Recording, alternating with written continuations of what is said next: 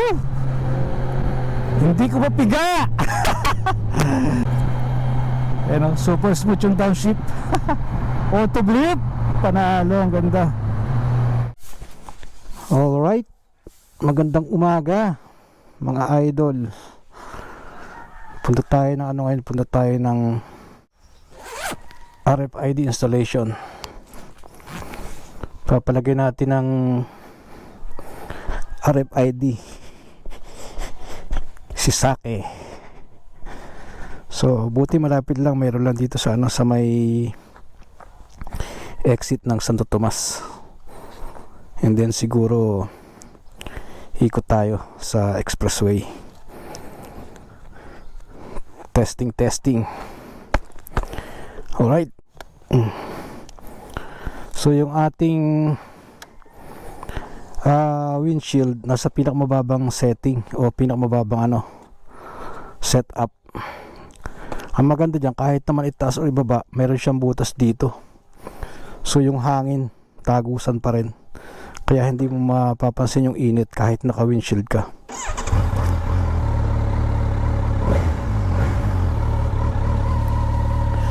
Sobrang nakakapanibago. Sensitive yung kanyang throttle. Parang lagi ako mag-overshoot.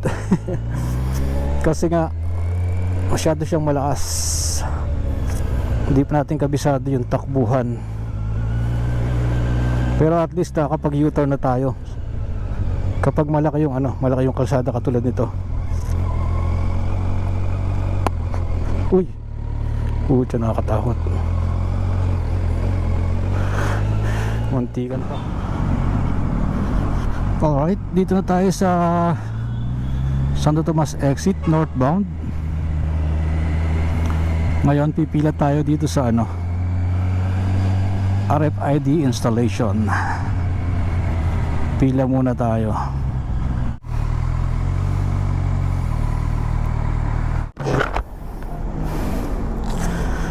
Pakabit muna tayo.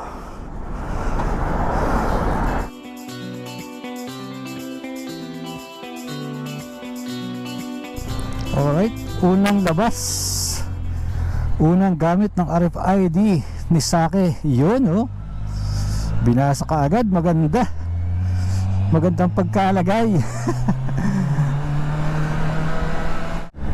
Pati sa control medyo naninibago ako. Masyadong madaming pinipindot. Ang medyo alanganin lang ako yung ano sa pagtitigil. Pero pag ganito nasa highway, napaka komportable ng Versys 1000. Brake in. Ayan oh, ang ganda. Napakalambot, napakagaan. Ayun oh, woo, ang sarap. Kaya pala iba ka naka adventure bike tsaka yung naka touring, parang chill na chill eh. Sobrang sarap pala. Yung pala yung pakiramdam. Komportable kasi yung riding position. Kaya nga touring bike eh. Ano ba yan? Whew! Hindi ko mapiga. Break and period. So yung changing ng gear dito sa Versys 1000 SE, auto blip siya at saka ano na rin, quick shifter na rin. So up and down, up gear at saka downshift, wala ka ng problema kasi parang automatic siya. And then nabanggit ko nga kanina, yung first gear to second gear medyo parang bigla, medyo nakakagulat. Pero yung from 2 to 3 to 4 smooth naman yung pasok, wala akong nakikitang problema. Yung 4 to 5 hindi ko pa na-try. Hanggang 4 pa lang tayo kasi nga nasa break-in na tayo, break-in period. 100 kph lang daw, kaya ito laro-laro lang tayo dito ng konti. Antayin nating matapos ang 1,000 kilometer break-in period. After then, pwede na tayong humataw. Another ilang kilometer na ba tayo? Oh, matagal-tagal pa. Anyway, we'll see mga brother. So far, napakaganda ng bike na to. For the price and for the features, it's really worth it. And may enjoy mo. May enjoy natin ang mga long ride. So, dito na tayo sa Calax. Exit doon naman plaza yung kabitan ng Auto Sweep. So, yun na natin, second destination.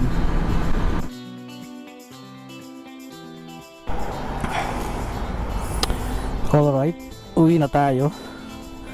Nandito tayo sa Calax, kaya lang ang Calax pala mahigpit.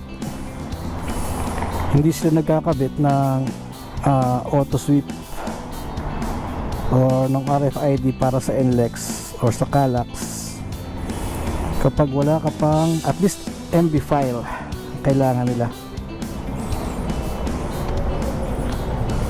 Pag wala kang MB file, mag-aantay ka. Dapat may plaka ka or MB file. As compared sa SLEX, medyo maluwag. Yung last 6 digit ng engine number or chassis number pwede na.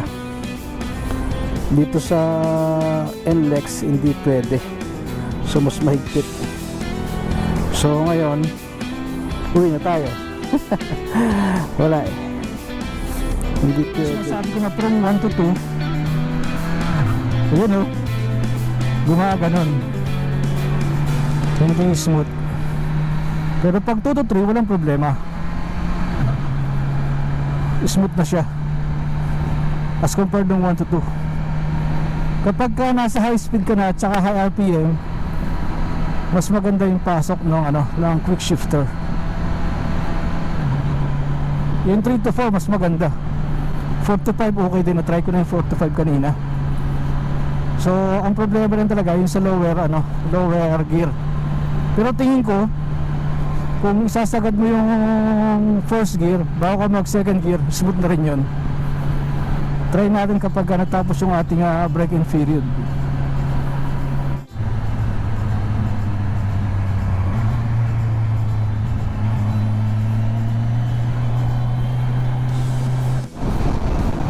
Masarap tayuan.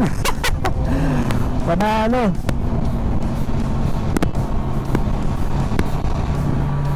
Kahit nakatayo. Ayan, super smooth yung downshift. Auto blip. Panalo, ang ganda. Yun o.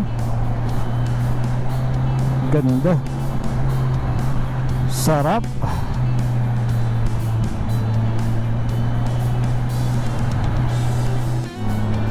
Grabe.